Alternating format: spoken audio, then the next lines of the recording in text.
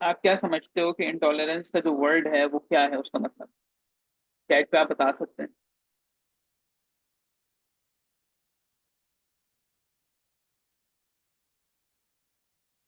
और स्टूडेंट्स हमें ज्वाइन करनी है।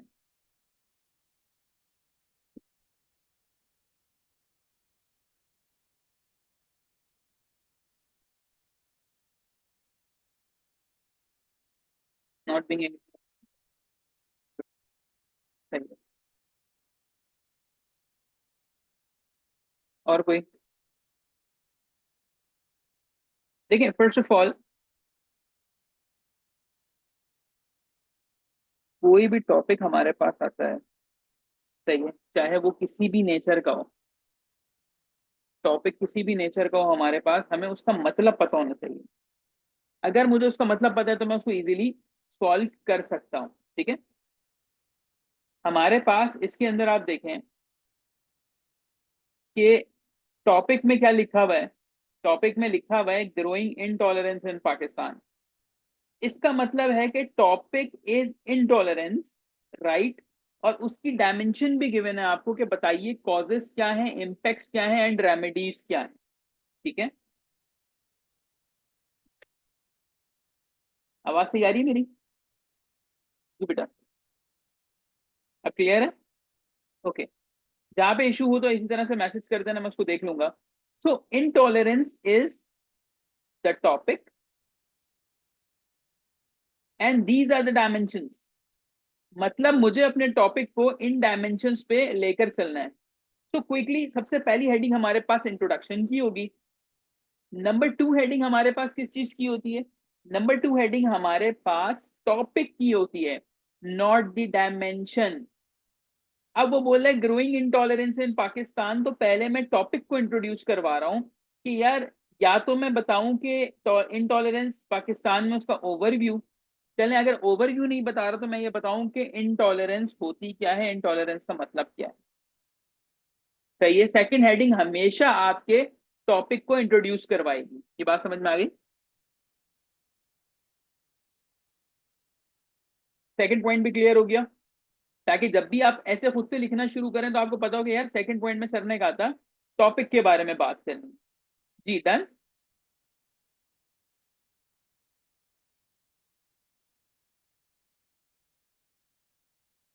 Okay good.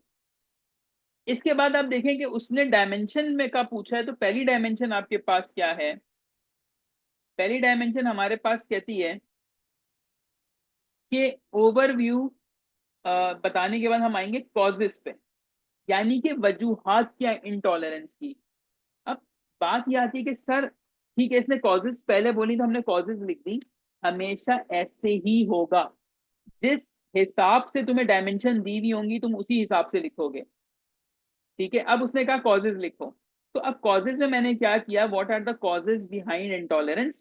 ठीक है, अभी हम देखते हैं कौन कौन सी कॉजेज हैं। सर मसला ये है कि इसको सोचना कैसे है। ये चीज मैंने पहले भी समझाई थी। इसको हम कुछ पैरामीटर्स पे सोचते हैं, पॉलिटिकल, इकोनॉमिक, सोशल, रिलीजियस। ये सारे पैरामीटर होते हैं किसी बात को सोचने के। आप PESR याद कर सकते हैं, RSEP बना सकते हैं, पॉलिटिकल, इकोनॉमिक, सोशल, रिलीजन। मिसाल के तौर पे मैं ये कहता हूं कि जितनी ज्यादा आबादी बढ़ती जा रही है उसकी वजह से इंटॉलरेंस इंक्रीज हो रहा है। अच्छा, सोशल पॉइंट आ गया। गुर्बती जितनी बढ़ती जा रही है लोगों में इंटॉलरेंस आ रहा है। ओके, इसके अलावा क्या है? इनजस्टिस है पाकिस्तान में, पॉलिटिक्स की एक टर्म आ गई। पाकिस्तान में इनजस्टिस है तो ये बात बढ़ती है। इसी तरह से वायलेशन ऑफ ह्यूमन राइट्स है, so for and so fourth. जो हम क्या करेंगे कि हम इन डायमेंशंस पे सोचेंगे, क्योंकि ये एक सोशल मसला है। तो सोशल मसला हम इस तरीके से लेकर चलेंगे कि सबसे पहले भाई क्या मसला है इंटॉलरेंस में। हमने लिखा लिखा जी इंक्रीजिंग अर्बनाइजेशन। अर्बनाइजेशन कहते हैं कि लोगों का हिजरत करना, ज्यादा से ज्यादा लोगों का ज्वाइन करना सिटी को। तो भाई अर्बनाइजेशन ज्यादा होगी, रश बढ़ेगा तो आवाम जो है वैसे पैनिक हो जाती है। ठीक है।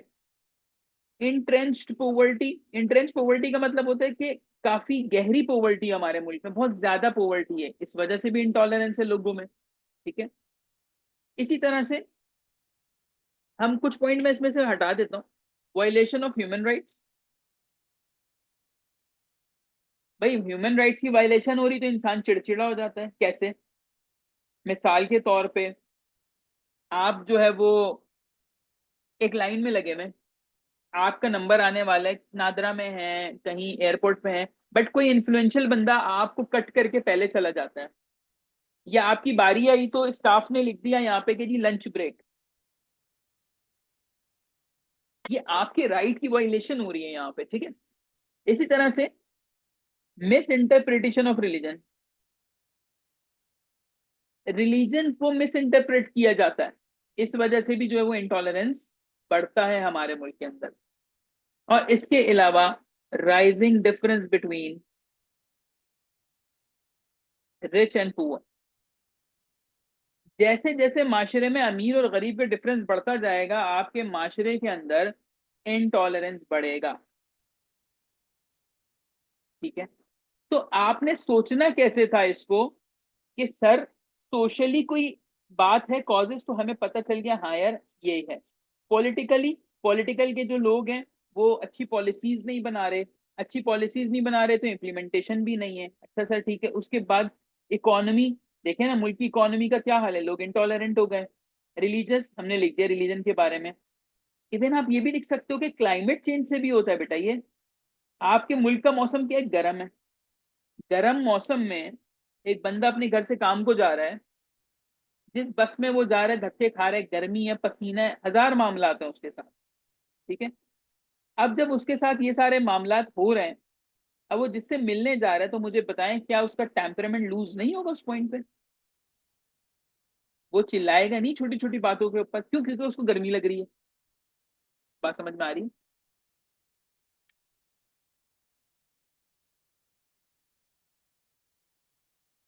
जी क्लियर हो गया। क्लास का मकसद ये है आज की कि आपको समझ में आए एक बात,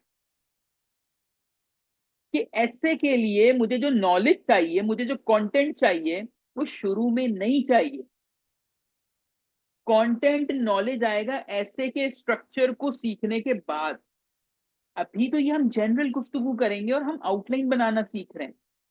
अब जब बात आएगी ना कि सर इसमें लिखना क्या है, उधर नॉलेज चाहिए। आप पहले ही सोच लेते हो कि मुझे नॉलेज चाहिए, कंटेंट नहीं है, मैंने ये नहीं पढ़ा वो नहीं पढ़ा। जब आप स्टार्ट गलत लेते हो, इसीलिए तो ऐसे फेल होता है। अभी ये जो मैंने बातें लिखी हैं, ये नॉर्मल गुफ्तगू है हमारी। ठीक है, यहां तक क्लियर है? यहां तक कोई सवाल है? पहली डायमेंशन हमने देखी और सिर्फ 5 पॉइंट उसके लिखे।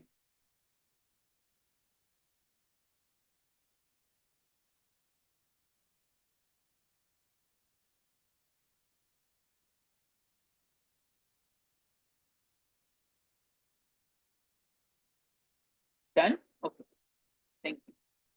आगे चलें।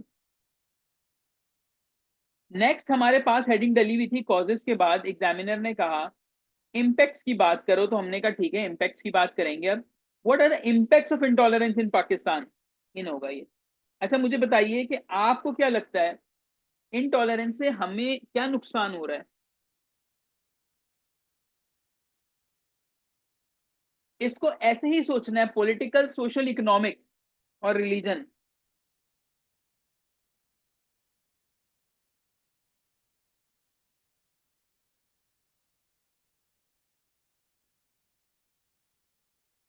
सोशल इश्यूज, हाँ तो कौन कौन से हैं?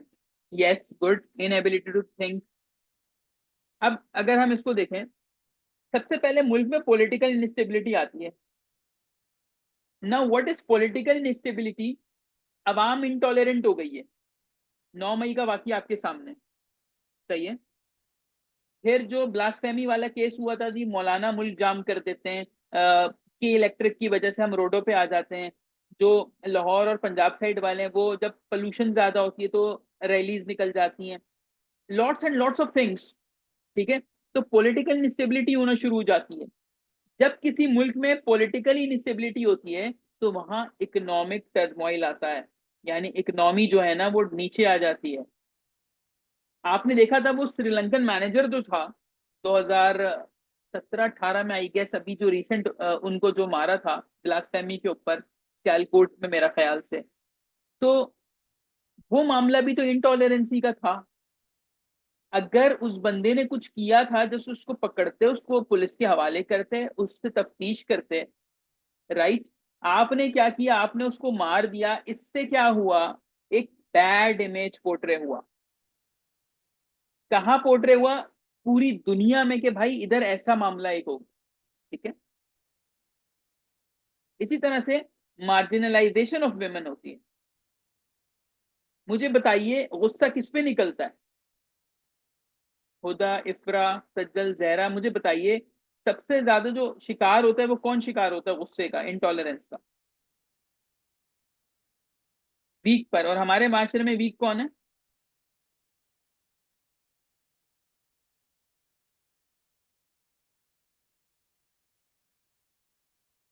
विमेन है। सही है। अब मैं मिसाल दे रहा हूं आपको। एक बंदा है, मैंने आपको बताया, गर्मी है, लाइट नहीं है, गैस नहीं आ रही, घर में 10,000 मसले हैं, नौकरी से उसको निकाल दिया गया है। अब वो घर आएगा तो अपना गुस्सा किस पे निकालेगा? बच्चों पे निकालेगा, औरतों पे निकालेगा, मारेगा पीटेगा सबको। ठीक है ना? इसी तरीके से और क्या होता है इससे?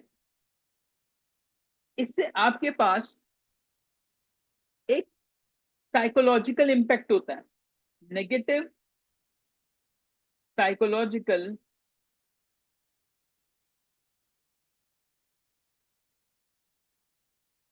पता है क्या होता है? हर बंदा परेशान रहता है फिर। अब हमने क्या किया, हमने इम्पैक्ट्स को पॉलिटिकल, इकोनॉमिक, सोशल के अंदर तोड़ दिया और हमारे पास ये पॉइंट्स आ गए सारे। अभी मुझे बताएं, ये वाली बात समझ में आई आपको?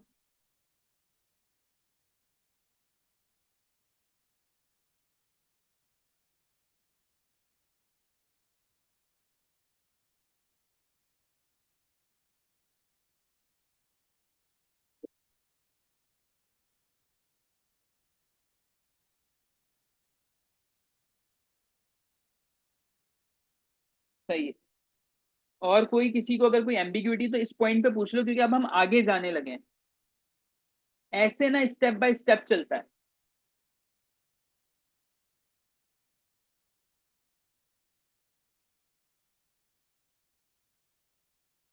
जी, कोई सवाल यहाँ था क्या, फिर आगे चलें?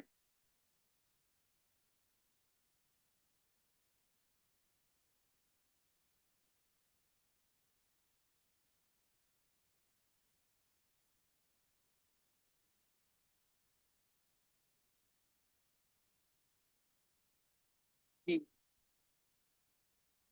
बेटा, आगे चलेंगे, अभी चलने दें। ऐसे अभी आपका मुकम्मल कहाँ हुआ है? यही मैंने आपको कहा कि ऐसे ना स्टेप बाय स्टेप चलता है।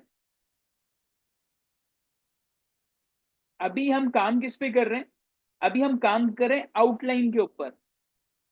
अभी आउटलाइन पूरी बनने दें, अच्छी आउटलाइन बनाने पे फोकस होगा। इंट्रोडक्शन बहुत बात की बात है। ठीक है ना? अब आपके पास इसका एक और पार्ट है आगे। What are the remedies that can curtail the growing intolerance in Pakistan? इस इंटॉलरेंस को ठीक कैसे किया जाएगा? This is the last part of your essay. अब आप खुद बताएं कि पॉलिटिकल, इकोनॉमिक, सोशल, रिलीजन, चार हमारे पास मौजूद हैं डायमेंशंस। अब इन चार डायमेंशंस में हम कोशिश करेंगे कि इसको सॉल्व करें। सही। मिसाल के तौर पे सबसे पहले हम ये करते हैं कि सबसे बड़ा मसला हमारा ये है कि अवाम मीडिया देख के बिगड़ती है। तो हम awareness among masses by using media, हम लोगों को अवेयरनेस दें कि what is tolerance and what is intolerance. ठीक है। आ जाए आगे जी। अब जब हमने अवेयरनेस दे दी, नंबर टू हम क्या करें? Provide quality education to poor strata of the society.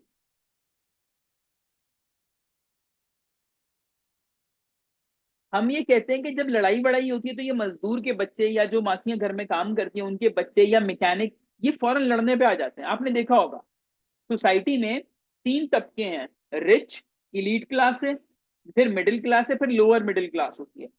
Rich जो है, जो इलीट क्लास है, वो ये डबल केबिन वाले लोग हैं सारे, जो क्लिफ्टन, डीएचए, मलीर कैंट, इन जैसे बड़ी जगहों पे रहते हैं। इनके सारे बच्चे पढ़े लिखे होते हैं, कोई आपको इसमें बीए, बीएससी, बीकॉम नहीं मिलेगा। इनके सारे बच्चे जो हैं वो अच्छी तालीम वाले होते हैं, अच्छी जगह से पढ़कर आए हुए होते हैं। लेकिन जो लड़ाई झगड़ा फसाद में ज्यादा इन्वॉल्व होते हैं वो ये नीचे के लोग होते हैं, रोड पे दुकानदार होते हैं। तो हमें क्या करना है, हमें हर स्ट्राटा यानी जो पुअर लोग हैं उन्हें अच्छी तालीम देनी है ताकि वो अच्छे सिटीजन बन सके। ठीक है। इसी तरीके से रिलीजियस गैदरिंग जो है must be under state control. कितनी मसाजिद हैं, कितने मिलाद हो रहे हैं, वहां पे क्या खुतबा दिया जा रहा है, ये सब कुछ स्टेट कंट्रोल होगा। कोई फिरका भी आप देखो, मुहर्रम आने वाले 9-10 मुहर्रम, अब उसमें क्या होगा, आपको एक अलग ही सोशल मीडिया पे वॉर नजर आएगी। ऐसा होता ही नहीं होता, मुझे बताइएगा।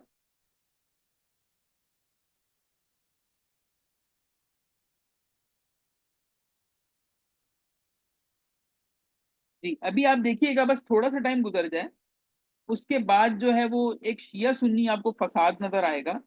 और वो किस तरीके का फसाद होता है, वो फसाद ऐसे होता है कि वो बोलते हैं कि जी हम इनकी जो है वो विलादत मना रहे हैं, वो कहते हैं हमारे इनका विसाल हो रहा है, और फलाना फलाना सारी चीजें, पुरानी पुरानी वीडियोस आ जाती हैं।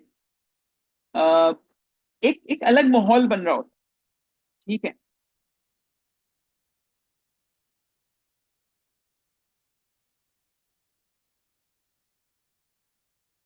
अच्छा, आगे चलते हैं, और क्या होगा इसकी रेमेडी में। इसकी रेमेडी में ये हो सकता है कि हम इन्फ्लेशन को कम करें। गवर्नमेंट का काम आ गया ना, गवर्नमेंट क्या करे, महंगाई को कम कर दे। जब एक शख्स कहेगा कि मेरी सैलरी में मेरा गुजारा हो रहा है, चिढ़ेगा ही नहीं गवर्नमेंट से। आज हर शख्स जो है वो गवर्नमेंट से चिढ़ा हुआ